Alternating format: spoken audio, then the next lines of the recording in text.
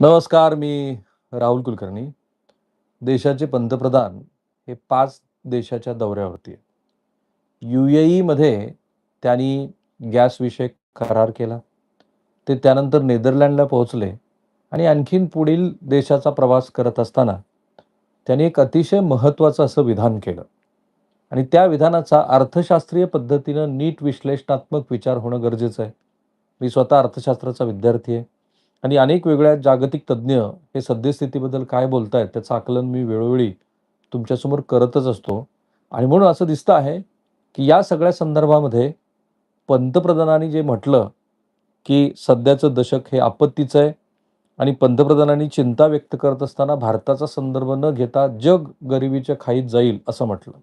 अर्थात भारत हा जगाचाच एक भाग आहे आणि महत्त्वाचं म्हणजे पंतप्रधानाच्या आधी जागतिक संघटनांनी किमान 100 कोटी लोक ह्या सध्याच्या तणावाचे बळी ठरतील असं म्हटलं होतं. आता पंतप्रधानांनी मोठ्या खुबीने मिस्टर ट्रम्प यांचं नाव टाळलं. खरं म्हणजे पंतप्रधानांनी 3 बाबीचा उल्लेख केला. एक अर्थातच होता ते म्हणजे सुरुवातीला आलेलं कोविड. कोविड नंतर पंतप्रधान म्हणाले, की आत्ताचं कोरोनाची महामारी, त्यानंतर युद्ध आणि आत्ताचं ऊर्जेचं संकट. पण यातल्या 2 संकटाचा हा थेटपणे मिस्टर ट्रम्प यांच्याशी संबंध आहे. आणि एक महत्त्वाचा मुद्दा पंतप्रधानांनी बहुधा 2 देशातले संबंध ह्या अर्थाने तो गाळला असावा आणि ते आहे रेसिप्रोकल टॅक्स. हे जे रेसिप्रोकल टॅक्स मिस्टर ट्रम्प यांनी लादायला सुरुवात केली आणि त्याच्यानंतर जगामध्ये सगळी अस्थिरता निर्माण झाली. तर एकूण 3 नव्हे तर 4, कारण यातले 4 पैकी 3 मुद्दे मिस्टर ट्रम्प यांच्याशी निगडीत आहेत. कोविड, कोरोना हा एक वेगळा भाग होता. पण कोविडमध्ये सगळं जग हे जवळपास ज्याला स्टँडस्टिल म्हणतो आपण इंग्रजीमध्ये, स्टँडस्टिल झालं, स्थिरावलं, थांबलं. कारण तिथे उत्पादनाची अडचण नव्हती, तर जागतिक पुरवठा साखळीतले घटक जे एकमेकांना कनेक्ट होणं गरजेचं होतं, ते झालेलं नव्हतं. आणि म्हणून अर्थशास्त्रीय भाषेमध्ये 140 कोटी लोकसंख्येपैकी असे कोण लोक आहेत, की जे गरीब होऊ शकतात, जे पंतप्रधानांनी म्हटलंय, त्याचं विश्लेषण आपण करतोय आणि म्हणून पुन्हा एकदा तीच विनंती आहे, की हा व्हिडिओ जगभरातल्या मराठी भाषिक प्रेक्षकांसमोर जाऊ द्या. हे पूर्णपणे अर्थशास्त्रीय पद्धतीनं केलेलं विश्लेषण आहे. ह्यातला जो पॉलिटिकल भाग आहे, कारण शेवटी असं आहे, की जे या देशाचं नेतृत्व असतं त्याची ती जबाबदारी असते, की त्यांनी कुठले असे निर्णय घेतले, की त्यामुळं माझ्या मते ह्या सरकारने 10 वर्षामध्ये अपारंपरिक ऊर्जेचे जे स्रोत आहेत, मग त्याच्यामध्ये विंड पॉवर आहे, सोलर पॉवर आहे, टाइडल पॉवर आहे वगैरे, वगैरे. याचा उपयोग करून जसं चीननं आज सगळीकडे त्यांचं चीनमध्ये डिझेल आणि पेट्रोलच्या गाड्या फार कमी आहेत. तिथे सगळं ईव्ही तंत्रज्ञान पोहोचलंय. आज ते टेस्लाला स्पर्धा देत. बघा काल मिस्टर ट्रम्प यांच्याबरोबर ज्यावेळेला टेस्लाचे प्रमुख तिथं होते, राइट? सो हा प्रश्न होता, की टेस्लाचा मी डेटा बघितला, की टेस्लाचा खप चीनमधला कमी होत चाललाय, टेस्ला कारचा. कारण चीन तंत्रज्ञान हे रिव्हर्स इंजिनिअरिंगवर आधारित आहे. कारण तुम्ही जेवढ्या वस्तू चीनमध्ये पाठवल्या, त्यांनी ते रिव्हर्स इंजिनिअरिंग केल्या आणि म्हणून टेस्लाला तेवढ्या तोडीस-तोड गाड्यांची स्पर्धा आज चीनमध्ये आहे. त्यामुळे एलॉन मस्क याची कितीही इच्छा असली, की आपण जाऊन चीनमध्ये आणखी गाड्या विकाव्या, तसं होणे नाही. पण म्हणूनच असं आता दिसतं आहे, की मिस्टर ट्रम्प हे सुखनेव जगतायत. त्यांना काही फारशी चिंता पडलेली नाही. पण भारतीय पंतप्रधान असं म्हणाले, "सध्या जग अनेक आव्हानांचा सामना करत आहे. आधी कोरोना, मग युद्ध आणि आता ऊर्जा संकट झाल्यानं हे दशक जगासाठी आपत्तीचं दशक बनलेलं आहे." Absolutely true. हे खरंच आहे. परिस्थितीत जर लवकर सुधारणा झाली नाही, तर गेल्या अनेक दशकातील यश वाया जाईल आणि जगातील लोकसंख्येचा एक मोठा भाग गरिबीच्या खाईत लोटला जाईल. माझ्या मते तुम्ही जर मला असं विचारलं, की ह्याच्यात वल्नरेबल म्हणजे अशा परिस्थितीला बळी पडणारा अर्थव्यवस्थेचा भाग कोणता आहे, कोणता देश आहे? माझ्या मते तो भारत. कारण भारत ही एक विकसनशील अर्थव्यवस्था आहे. अनफॉर्च्युनेटली आपल्या त्या विकसनशील अर्थव्यवस्थेमध्ये 85% ऊर्जेचे स्रोत हे आपण आयात करतो. आणि त्याच ऊर्जेच्या स्रोतला म्हणजे पूर्वी कोविडमध्ये मी जी तुलना करत होतो, की कोविडमध्ये उत्पादन करण्याची इच्छा आहे. परंतु पुरवठा साखळ्या एकमेकांशी जोडलेल्या नाहीत, कारण जगात महामारी पसरून लाखो करोडो लोक मरू नये म्हणून. आता उलटी परिस्थिती आहे. उत्पादन करण्याची सगळ्यांची इच्छा आहे. हे 2 देश वगळता.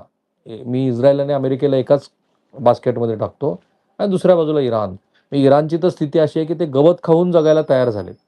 आणि अशा स्थितीमध्ये असं दिसतं आहे, की सद्यस्थितीमध्ये पुरवठा साखळीतला हा जो अडथळा आहे, तो अधिक व्यापक बनत चालला आहे आणि नव्याने प्रश्न निर्माण झाला आहे, की भारतामध्ये असे किती कोटी लोक आहेत, की जे लोक पंतप्रधानांच्या ह्या भाषणानंतर मी त्याचं जे आर्थिक विश्लेषण करणार आहे, की ते वल्नरेबल आहेत. ते गरीब होऊ शकतात आणि हा व्हिडिओ तुम्ही शेवटपर्यंत बघा. तुम्हाला खरोखर चिंता वाटावी अशी परिस्थिती आहे. आता बघा, जे मोदी म्हणाले ते बरोबर आहे, की आधी कोरोना महामारी, त्यानंतर युद्ध, आता ऊर्जा संकट आणि ही परिस्थिती बदलली नाही तर अनेक दशकांची प्रगती नष्ट होईल. कारण ती भारताची होईल, कारण ही विकसनशील अर्थव्यवस्था आहे. जे म्हणून आपण करत आणलेलं आहे, ते पुरवठा साखळीतल्या एका डिस्ट्रक्शनमुळं हे बाधित होईल. प्रश्न असा पडतो अर्थशास्त्रीयदृष्ट्या, की असं बाधित का होईल? लोक गरीब का बनतील? नंबर 3 कारण तुम्हाला सांगतो. कारण आपली अर्थव्यवस्था आणि कोणतीही आधुनिक अर्थव्यवस्था ही मुख्यत्वे 3 बाबीवर अवलंबून असते. एक, स्वस्त ऊर्जा. आपण किती पर्याय शोधले स्वस्त ऊर्जेसाठी.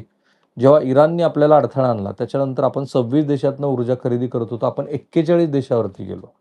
आपला रशिया का मित्र आहे? कारण तो आपल्याला प्रीमियम दरापेक्षाही कमी $5 प्रति पिंप अशा स्वस्त दराने आपल्याला ऊर्जेचा स्रोत विकत असतो. इराणनी पण अधूनमधून भारताला तेलाचा पुरवठा का केला? कारण तो जागतिक पटलापेक्षा तो स्वस्त होता, कारण त्यांच्यावरती निर्बंध होते. कुठल्याही अर्थव्यवस्थेसाठी पहिला सर्वात महत्त्वाचा भाग असतो तो म्हणजे स्वस्त ऊर्जा. स्वस्त ऊर्जा ही आत्ता भारतासाठी कुठे युद्ध सुरू झालं त्यावेळेला प्रति पिंप दर होता $64. आज तो 103, 104, 105, 107 आणि शक्यता ही आहे की तो मध्ये 130ला जो जाऊन आला तर 130ला जाऊन ते स्थिर राहील. तो $64च्या दुपटीहून अधिक ज्या वेळेला तुमच्या ऊर्जेचे स्रोत महागतात, त्यावेळेला करंट अकाउंट डेफिसिट आयात निर्यातीतला जो बदल आहे, तो जो एवढा असेल म्हणजे जर तफावत एवढी ती अशी एवढी होऊन असते. आणि त्या अर्थव्यवस्थेला त्यांची स्वतःची जी काही गंगाजळी आहे, ती ती राखणं आणि तो खर्च करणं शक्य होत नाही. केवळ 2 आठवड्यामध्ये भारतानं 26,000 कोटी रुपये गमावलेत. ह्या करंट अकाउंट डेफिसिटमुळे. नंबर 1. नंबर 2 जागतिक व्यापार. कारण मी जे काही प्रोडक्शन करतो आहे, ते कुणी विकत घेतलं पाहिजे. आज आंबा, केळी, मी शेतमालावरून तुम्हाला सांगतो आपले प्रेक्षक ते लवकर समजतील किंवा कांदा. तुमच्याकडे प्रोडक्शन व्यवस्थित आहे, किंबहुना मागणीपेक्षा अधिक आहे कारण तुम्ही परदेशात पाठवायला इच्छुक होतात. खरेदीदार? तो खरेदीदार नाहीये म्हणून जागतिक पुरवठा साखळीतला खरेदीदार नसणं हे अर्थव्यवस्थेसाठी दुसऱ्या क्रमांकाचं सर्वात मोठं चॅलेंज आहे. भारतासाठी एकच चांगली बाब आहे. 140 कोटीचा जी काही लोकसंख्या आहे, जो ग्राहक आहे, तो डोमेस्टिक जो कन्झम्पशन आहे, ते आपलं त्याच्यावरती ही अर्थव्यवस्था तग धरून आहे. किती काळ राहील? ते मिस्टर मोदी सांगू शकतील. नंबर 3 असतं ते स्थिर पुरवठा साखळी. केवळ स्वस्त ऊर्जा असून चालत नाही. मला ॲश्युअर्ड पाहिजे ना, की मी समजा आज लातूरमध्ये आहे, तर लातूरमधल्या सोयाबीन प्रोडक्शनसाठी मला डी-ओ-सीचा सप्लाय नीट पाहिजे. त्याच्यानंतर माझा जो फॅक्टरी आहे, ज्या फॅक्टरीसाठी समजा मी डिझेल वापरत असेल, तर ते डिझेल मला अविरतपणे कारण एकदा अनेक ठिकाणी तर बॉयलर एकदा पेटवलं, की ते थंड व्हायला 7-8 दिवस लागतात आणि पुन्हा प्रज्वलित करायला 1 महिन्याचा काळ लागतो. त्यामुळे या पुरवठा साखळीमध्ये फक्त ऊर्जा स्वस्त असून चालत नाही, तर त्याच्यासाठी तुम्हाला स्थिर पुरवठा साखळी लागते. हे काही होत नाहीये सध्या. रॉ मटेरियल, ऑइल कुठल्याही संदर्भामध्ये कुणीही खात्री देऊ शकत नाही आणि ह्या तिघांचा एकत्रित परिणाम असा होतो, की देश गरीब व्हायला लागतो. मी सांगणार आहे तुम्हाला, की 140 कोटी लोकसंख्येपैकी किती असे लोक आहेत, की जे वल्नरेबल आहेत. आता काय झालं या 3 बाब मुख्यत्वे खूप अडथळ्याची का बनली आहे? नंबर 1 रशिया-युक्रेन युद्ध. नंबर 2 इराण-इस्रायल संघर्ष. नंबर 3 रेड सी आणि हॉर्मुझ समुद्रधुनीचा तणाव. आता हे भारतासाठी सर्वात धोकादायक का आहे? पंतप्रधानांनी भलेही जगाचा दाखला दिला असेल, माझ्या मते ते भारतासाठीच इशारा आहे. का? कारण भारत 85% क्रूड ऑइल इम्पोर्ट करतो. म्हणजे आपली सगळी परिस्थिती अस्थिर आहे. आपली कितीही इच्छा असली, कितीही क्रयशक्ती असली, तर मालच उपलब्ध नाहीये. तुम्ही घेणार कुठून? आणि म्हणून काय होणार 85% ज्याला कॅस्केडिंग इफेक्ट म्हणतो किंवा रेसिप्रोकल किंवा स्नोबॉल इफेक्ट आपण अर्थशास्त्रीय भाषेमध्ये म्हणतो, की एकदा एक प्रक्रिया घडली, की ती हळू दुसऱ्या प्रक्रियेला गोळा करते. पंतप्रधानांचं हे जे काही बोलणं आहे ते प्रचंड नकारात्मक आहे आणि ऑब्व्हियसली त्यांच्यासमोर पर्याय नाहीत. लोकांनी जागृत व्हावं म्हणून ते केलेली वक्तव्य आहेत. पण तुम्ही बघा, सोनं खरेदी करू नका. संपूर्ण सोने बाजारात आपटी. ऑइल आणि डिझेल तुम्ही अ, खूप जपून वापरा. मला केदारनाथमधनं लोकांनी फोन केले, की आम्ही पुढे केदारनाथच्या दर्शनाला जाऊ की नको? म्हटलं का? अहो नाही, डिझेल आणि पेट्रोल जर वाटेतच संपलं तर आम्ही कसं परत येणार? हा जो नकारात्मक भाव असतो त्यामुळे अर्थव्यवस्थेचं जे चक्र असतं त्याला आपोआप जी गाडी चाललेली असते त्याला कोणीतरी मध्येच एखादा काहीतरी अडथळा निर्माण करून तो थांबवल्यासारखा नकारात्मक इफेक्ट होतो आणि त्यामुळं जे कॅस्केडिंग इफेक्ट होतात, तेल महागलं, वाहतूक महागली, वाहतूक महागल्यामुळं वस्तू महाग झाल्या, वस्तू महाग झाल्यामुळं महागाई वाढली आणि त्यामुळं लोकांची बचत संपली. प्रामुख्यानं आपल्याकडे एक आणखी सोपं उदाहरण देऊ. समजा एका घरामध्ये 2 मुलं आहेत. एक मुलगी, एक मुलगा आहे आणि वडिलांना कुठल्यातरी आर्थिक अडचणीमुळं असा पर्याय द्यायची वेळ आली, की तुम्ही कुणाच्यातरी दोघांपैकी एकाचंच शिक्षण तुम्ही चालू ठेवा. ऑब्व्हियसली त्यांचा चॉईस मुलगा असतो, कारण त्यांना असं वाटतं, की एक तर पॅट्रिऑटिकल सोसायटी आणि दुसरं तो पुढं घराच्या बाहेर जाऊन काहीतरी उद्योग व्यवसाय करेल. अशा परिस्थितीमध्ये लोक पहिल्यांदा आपली बचत संपवतात. त्यामुळं गरीब होण्याची शक्यता असलेल्या लोकांमध्ये हे ते लोक आहेत, की ज्यांची बचत संपेल. या आत्ता जी मी क्रोनॉलॉजी सांगितली ना त्यामुळं. आता नंबर 1 मी तुम्हाला प्रत्यक्षात सांगतो, की असे कोण लोक आहेत, की जे अधिकात अधिक गरीब होतील. Number 1 lower income group, middle income group, higher income group आणि ऑब्व्हियसली सुपर रिच पीपल त्यांच्यात आपल्याला नाही जायचं. First we have to start with lower income group. लोक हे लोक गरीब नसतात, पण सुरक्षित नसतात. कारण आर्थिक हातातोंडाशी म्हणजे काहीतरी कामाला जाणं जे काही येतं, त्याच्यातनं आपले गृहस्थी चालवणं. म्हणजे ठीक आहे म्हणजे फार उपाशी नाही झोपत, पण 2-4 वेळेचं जेवण मिळतंय. हा जो ग्रुप आहे ना, हा सगळ्यात जास्त व्हल्नरेबल आहे आत्ताच्या स्थितीमध्ये. महिन्याला जे आणखी आकडा सांगतो, महिन्याला जे 20,000 ते 60,000 रुपये कमवतात. ज्यांचे ई-एम-आय ठरलेले असतात. खाजगी नोकरीतले कर्मचारी असतात किंवा रोजंदारीचे असतात. छोटे दुकानदार, ऑटो, टॅक्सी चालक, डिलिव्हरी वर्कर्स आणि कॉन्ट्रॅक्ट एम्प्लॉयी. हे सगळे लोक आत्ताच्या अर्थव्यवस्थेच्या धक्क्यामुळं एक्स्ट्रीम पॉवर्टीकडे जाऊ शकतात. This is economics. What I am saying is only economics. हे अर्थशास्त्रीय दृष्टीनं जे जगभरातलं प्रूव्हन मॉडेल्स आहेत त्याच्यावर आधारित. सो सगळ्यात जास्त गरीब कोण होतील? पुन्हा एकदा सांगतो, महिन्याला 20,000 ते 60,000 रुपये कमवणारे, ई-एम-आय असलेले, खाजगी नोकरीतले कर्मचारी, छोटे दुकानदार, ऑटो टॅक्सी चालक, delivery workers and contract employees. हे एका धक्क्यामुळं अधिकात अधिक गरीब होण्याची शक्यता आहे. आता प्रश्न हाही पडला असेल तुम्हाला, की मी फक्त सांगितलं मी लो इन्कम ग्रुप, मग 140 कोटी लोकसंख्येचं बायफर्केशन नको करायला? तर मित्रांनो ते बायफर्केशन केलंय मी. भारतामध्ये सध्या 140 कोटी लोकसंख्येपैकी अत्यंत गरीब, आधीच संघर्षात असलेले 15 ते 20 कोटी लोक आहेत. त्यांना ह्या परिस्थितीचा सगळ्यात मोठा फटका बसेल. म्हणजे त्यांना तर धक्क्याची पण गरज नाहीये.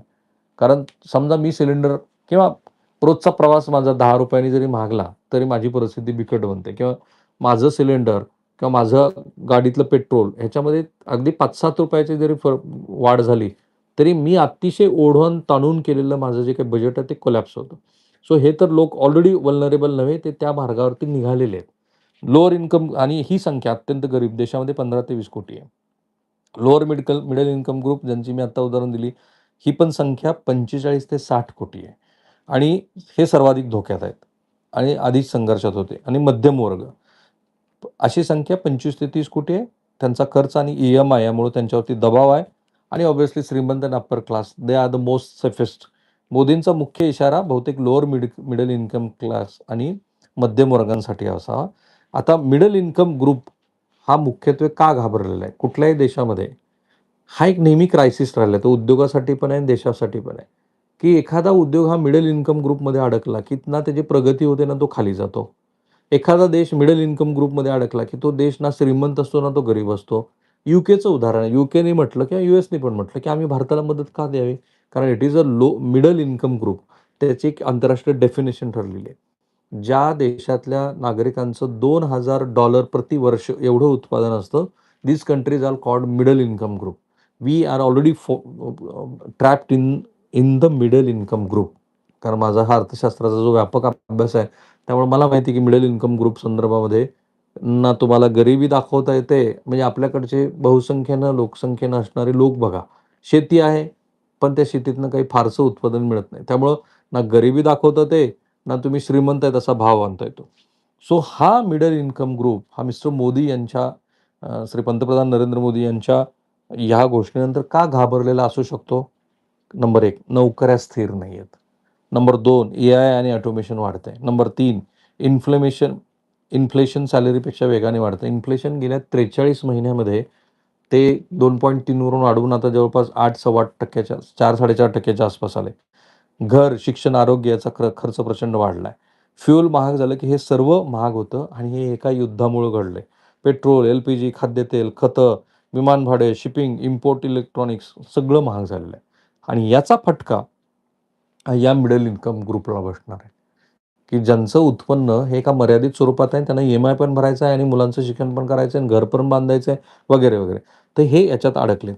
आणि मग आता हा जो वर्ल्ड बँकेने दिलेला इशारा होता, कारण 3 मोठ्या प्रीमियर इन्स्टिट्यूटने सांगितलं होतं, की असं होऊ शकतं. वर्ल्ड बँकेने सांगितलं होतं, अर्थात ते कोविडनंतर बोलले होते, की जगातील कोट्यावधी लोक पुन्हा गरिबीमध्ये गेलेले आहेत. भारतातील व्हल्नरेबल हाउसहोल्ड मोठ्या प्रमाणामध्ये वाढले होते कोविडमुळे. पुढे IMFने इशारा दिला होता, इंटरनॅशनल मॉनिटरी फंडनी, की जिओपॉलिटिकल फ्रॅगमेंटेशनमुळं युद्धामुळे जग विभागलं जाईल. श्रीमंत आणि गरिबीतली दरी खूप मोठ्या प्रमाणामध्ये वाढेल आणि UNDPनी सगळ्यात मोठा अंदाज व्यक्त केला होता. 30 वर्षातला मानव विकासाचा दर हा सर्वात कमी झालेला आहे आणि त्यामुळं ह्युमन डेव्हलपमेंट रिपोर्ट्सप्रमाणे असं दिसतं आहे, की जगभरामध्ये मोठ्या प्रमाणामध्ये गरिबी वाढेल आणि याचा परिणाम हा जर तेल समजा $150 ते $200 पर्यंत गेलं तर शिपिंगचं संकट येईल, रोजगारावर परिणाम होईल, मध्यमवर्ग सोडून गरिबीकडे ढकलला जाईल आणि त्यामुळं असं दिसतं आहे, की अडचणी आहेत. पण म्हणून मी एक वाक्य पुढं टाकलंय बघा, संधी पण आहे. भारतामध्ये संधी काय आहे हे लक्षात घ्या. One of the most critical thing about India is the domestic consumption. 140 crore population is a huge population. जगाचं सगळ्या भारताकडे का लक्ष असतं? कारण म्हणून मी म्हटलं, की नकारात्मक आहे, काही गोष्टी सकारात्मक पण आहे. ते सकारात्मक बाबी पण आहे का? नंबर 1 मोठं domestic market. Number 2 UPI and digital economy, कारण ते रिफ्लेक्ट होते आणि त्यामुळे आपण बघत असू, तरी लोक एकीकडं इन्व्हेंटरीचं बोलतात, गरिबी वाढली वगैरे बोलतात, पण दुसरीकडं तुमचं जी-एस-टीचं कलेक्शन कसं वाढत चाललंय. It's because of digital economy. Number 3 manufacturing push. भारतानं मधल्या काळात बऱ्यापैकी मॅन्युफॅक्चरिंग पुश दिले. सेमीकंडक्टर इन्व्हेस्टमेंट वाढते. बंगळुरूमध्ये त्याचं इन्व्हेस्टमेंट मोठ्या प्रमाणात आली आहे. स्ट्रॅटेजिक ऑइल रिझर्व्हर त्याच्यात आपण खूप कमी पडलो. ते खरं तर आपली स्ट्रेंथ बनू शकली असती. मधल्या काळात ज्यावेळेला रशियानं आपल्याला ह्या तणावाच्या पार्श्वभूमीवर तेल दिलं, त्यावेळेला काही खाजगी रिफायनरींनी ते तेल इथं आणून रिफाईन करून जगात विकलं. पण ते भारतात त्याला जो क्रिटिकल रिझर्व्हर म्हणतो आपण, ते वाढवण्यामध्ये आपण कमी पडलो. डायव्हर्सिफाईड फॉरेन पॉलिसी आणि त्यामुळं असं दिसतं आहे, की भारत अजून तरी या सगळ्या संदर्भामध्ये वल्नरेबल असला तरी त्याच्यात काही पॉझिटिव्हज पण आहेत. त्यामुळे भारत हा तगून जातो. आता हा जर संपूर्ण जगाचा विचार केला तर अगदी शेवटच्या काही मिनिटात सांगतो. युद्ध, ऊर्जा संकट आणि जागतिक अस्थिरता वाढली तर काय होईल? नंबर 1 बहुसंख्य लोक त्यांची सेव्हिंग गमावतील. नंबर 2 ई-एम-आय संकटात जाऊ शकतो. नंबर 3 रोजगार गमावू शकतो. आणि नंबर 4 जे लोक बऱ्यापैकी श्रीमंतीची आशा धरून होते, ते अधिक गरीब होतील and that's not good for economy like India. कारण भारतीय अर्थव्यवस्थेसाठी हे चांगलं नाही. आणि हे फक्त भारतीय अर्थव्यवस्थेसाठी चांगलं नाही असं आहे का? नाही. जागतिक अर्थव्यवस्थेसाठी पण चांगलं नाही. चीनमधनं बराचसा माल भारतामध्ये येतो, यूएसमधनं येतो. जगाच्या पुरवठा साखळीचा भारत हा महत्त्वाचा घटक आहे. अशा ह्या देशाच्या दृष्टीनं पंतप्रधानांचं हे बोलणं हे नीट गांभीर्यानं घेण्यासारखी परिस्थिती होती, म्हणून मी घेतली. जवळपास 2-2.5 तास नीट अभ्यास करून तुमच्यासमोर हे मुद्दे मांडले आणि तुमच्या लक्षात येत असेल, की तुम्हाला अर्थशास्त्र कळलं, की जगातल्या अनेक कॉन्फ्लिक्टची मूळ कारणं आणि संभावित भविष्यकालीन परिणाम कळायला मदत होते. सो थांबूया आपण इथे. हे चॅनल सबस्क्राईब करा, बेल आयकॉन दाबा आणि जगभरातल्या प्रेक्षकांना सांगा. इथे तुम्हाला ऑब्व्हियसली वेल स्टडीड अशा पद्धतीचं एक्सप्लेनेशन पाहायला मिळेल. Thank you. Have a nice day.